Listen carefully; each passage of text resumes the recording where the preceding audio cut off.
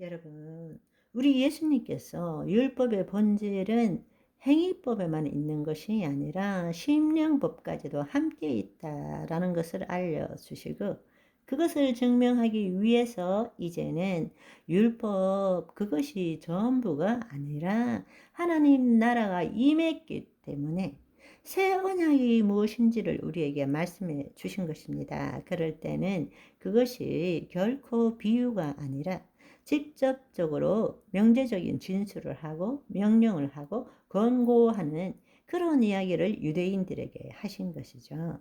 그러나 율법과 비교된 것이 아니라 마태복음 13장으로 넘어가면 하나님 나라 보이는 세계가 아니라 이 영어의 세계 하나님 나라의 비밀을 우리에게 알려주실 때는 모두가 그 비밀을 비유로 말씀하신 것을 볼 수 있습니다. 그러니까 핵심은 하나님 나라에 대해서 말씀을 하시더라도 율법과 비교해서 말씀하실 때는 비유로 하신 것이 아니지만 하나님 나라 자체에 영의 세계 그 자체를 우리에게 알려주실 때는 비유로만 말씀하신 것입니다. 그때는 모든 것을 비유로 말씀하셨죠. 그러니까 오직 성령의 감동함을 받은 자, 다른 말로 어린아이와 같은 마음을 가진 자만이 알 수 있게 되는 것입니다.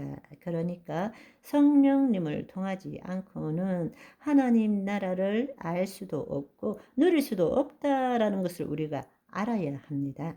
특별히 이 하나님의 나라는 성령의 임재와 직결되어 있는 것입니다.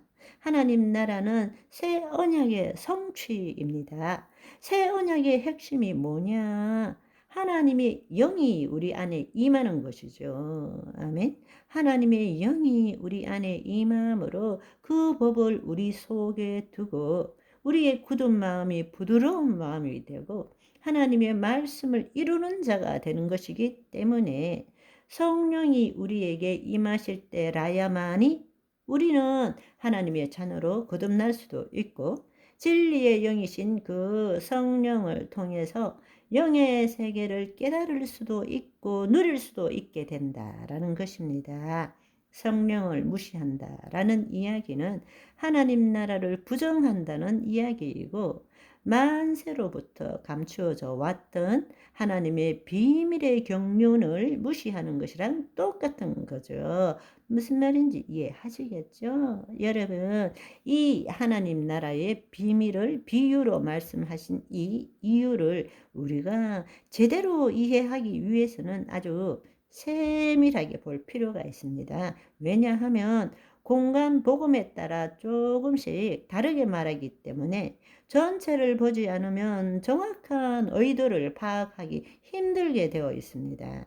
그렇지만 여러분이 생각해야 될 것은 형상과 이 물질 세계의 모든 것의 소유자이시며 공급자, 통치자이신 하나님께서 영이고 생명의 말씀으로 나타난 결과물일 뿐이죠. 우리가 지금 경험하고 있는 모든 형상과 물질 세계는 영이요 생명이신 하나님의 말씀이 이 땅에 나타난 결과물입니다. 이미 이 결과물 안에는 그분의 신성과 능력이 나타나고 있습니다. 근원은 하나님의 영이요 생명인 말씀이고 비물질 세계에 나타나는 그 말씀의 실상이 이 땅에 나타난 실체가 된 것이 우리가 보고 있는 모든 것이란 말입니다. 그러니까 결국에는 이 땅을 보면 그 근원인 하나님의 말씀을 볼 수 있는 거죠.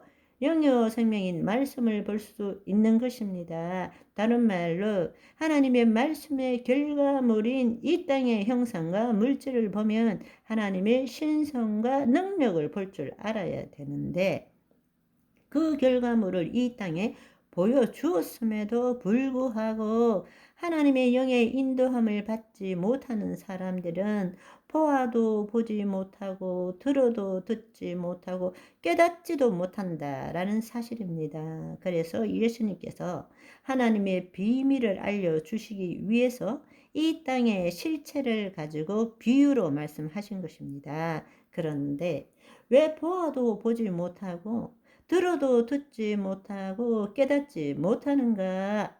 그렇다면 그 말씀의 실체인 이 결과물을 보여줬는데도 왜 깨닫지 못하는가? 그것은 마태복음 13장 15절에 뭐라고 말씀하시는가 하면 이사야 말씀을 인용해서 이 백성들의 마음이 완악하여져서 그 귀는 듣기에 둔하고 눈은 감았으니 이는 눈으로 보고 귀로 듣고 마음으로 깨달아 돌이켜 내게 고침을 받을까 두려워함이라 하였느니라 말씀하십니다. 핵심은 뭔가? 그들은 보고 있지만 보고 싶어 하지 않고 듣기는 하지만 듣고 싶어 하지 않는다는 것입니다. 왜냐하면 진리를 깨달으면 자신의 존재를 변화시켜야 되는데 그것이 싫은 거예요. 죽기를 두려워함으로 일생에 매여 종노릇하는 거죠. 진리를 알면 자신이 누구인지를 알게 되고 자신이 누구인 줄 알게 되면 자기를 포기해야 되는 거죠. 나와 하나님과의 관계가 아니라 내가 죽음으로 하나님 안에 있는 내가 되어야 되는데 그게 싫은 거예요. 여기에 핵심은 뭔가 하면 눈으로 보고 귀로 듣고 마음으로 깨달아 돌이켰어. 자신이 고침을 받을까 두려워하기 때문에 아예 볼 생각을 안 하는 거죠. 들을 생각을 안 하는 거죠. 깨닫기를 원치 않는 거죠. 그렇기 때문에 비유가 주는 목적은 듣는 사람의 반응에 따라서 이중적인 목적을 가지고 있는 것입니다. 왜냐하면 그걸 한마디로 말하자면 천국의 비밀을 아는 것은 제자들, 너희들에게는 허락되었지만 외인들, 예수 그리스도를 믿지 않는 자, 어린아이 마음을 가지지 않는 자들에게는 아니 되었나니 비밀을 아는 것이 너희들에게는 허락되었지만 그들에게는 아니 되었다라는 뜻입니다. 주의 말씀을 받아들이는 자, 예수 그리스도를 믿는 자, 어린 나이의 마음으로 말씀을 받아들이는 제자들은 하나님 나라의 비밀을 깨닫게 되는 것입니다. 아멘. 오늘은 여기까지. 바이바이.